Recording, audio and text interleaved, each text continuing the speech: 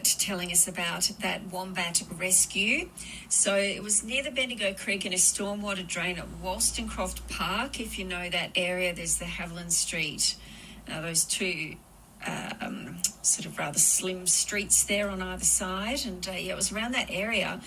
Dr. Julie Auld can tell us a little bit more about whether it is rare or not to see a wombat like that in kind of a suburban area. Dr. Julie Auld is an associate professor in biology, zoology and animal science at the Western Sydney Uni and has been studying wombats specifically. Welcome to the program, Julie. Hello. Hi. Thank you for having me. Oh, it's a pleasure. Were you surprised by this story? Like, how rare is it to see a wombat like that in a kind of suburb? I suppose we don't hear about, wombats being in really suburban areas, but like the caller said, Liz, definitely the wombat, they go along creeks and waterways, so they use little corridors to get where they need to go. So I suppose it's not that unusual that they used that to get where they were. They used the stormwater drain. Yeah. I mean, it's like a nice big burrow, really, isn't it? Yeah, I suppose so. They don't have to do the work. Yeah, that's right. Do you reckon it was far from home, though? Well, I'm in Sydney, so I'm not very familiar with Bendigo, but I did have a look on the map, and I did see that there were some sightings on our citizen science project that we have called WOMSAT, and there were some sightings down near Spring Gully, or closer down near Spring Gully. So I think they could probably easily go along. There's a little creek there called Spring Creek. So I think that, and there are actually, we've had a few all around the edges of Bendigo. So it's unusual to see them in the middle of Bendigo, but I think they're all around. So if there's an opportunity for them to get into closer to Bendigo, they might go there. If there's food, there's shelter, there's things that they need. I think that you mentioned Spring Gully. I think that's where these rescuers were taking that wombat after doing a health check. So, yes, that's good to know that hopefully, reunited with family. And tell us a bit more about this app then. Yeah, so I've been running a citizen science project called WOMSAT. It's womsat.org.au. Check it out on the website or download it on iPhones or Android phones. And you can go in and have a look at where people have seen wombats. So you can actually go around and have a look and see where they have been sighted around Bendigo or Central Victoria as well. And what does that sort of tracking of wombats tell you as someone who researches them? Yeah, so there's lots of interesting information that we collect about the wombats and we share with everybody. So we're looking at their distribution, so where they are and where they aren't, exactly what this story is about. As well as that, we're looking at, when a wombat has been hit by a car. And so we can identify hotspots and then put in mitigation strategies or focus on those areas to put in mitigation strategies to protect the wombats and obviously people as well. And also we're looking at a disease that wombats have called sarcoptic mange. So I didn't see a photo of this wombat, but I'm hoping that it was a healthy one. Lots of nice fur on it.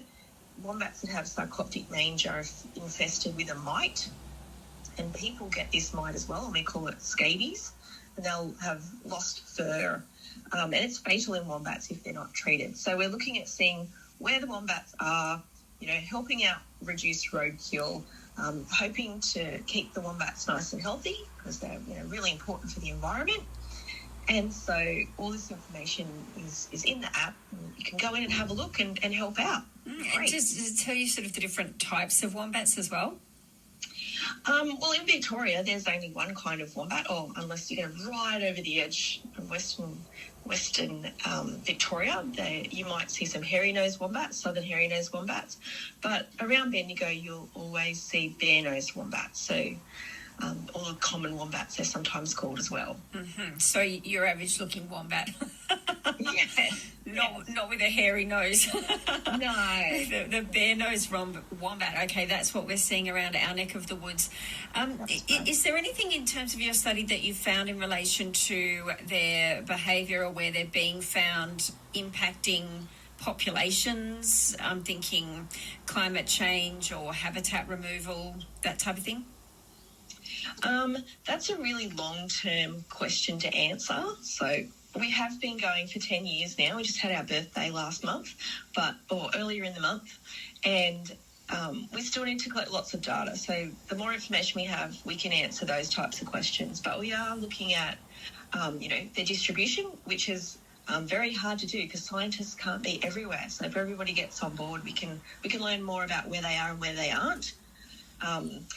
Particularly on the western sort of side of their distribution, so around Bendigo, that's why people aren't seeing them as much, because they're not as common, I suppose, to see them around there, but we do see them.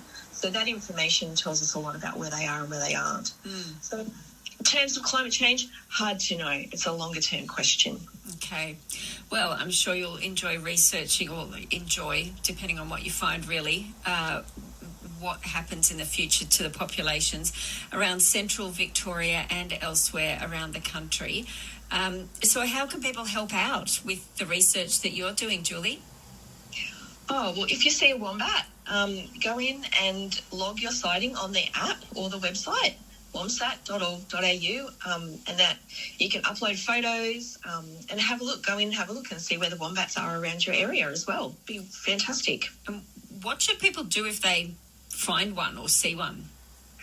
Well, it depends on what the situation is, I suppose. If you see it dead on the side of the road, if it's safe to stop, by all means stop, move it off the road, take a quick photo, upload it.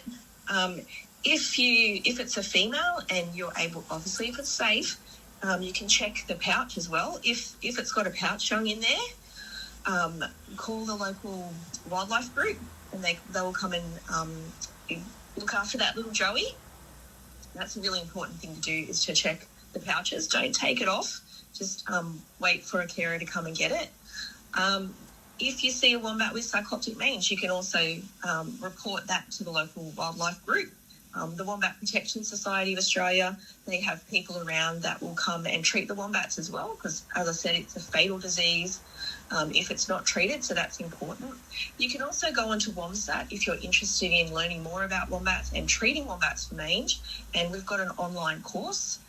People can do that, and they will get essentially like a licence to be able to treat wombats safely and effectively as well for sarcoptic mange. So there's lots of things people can do to help out wombats.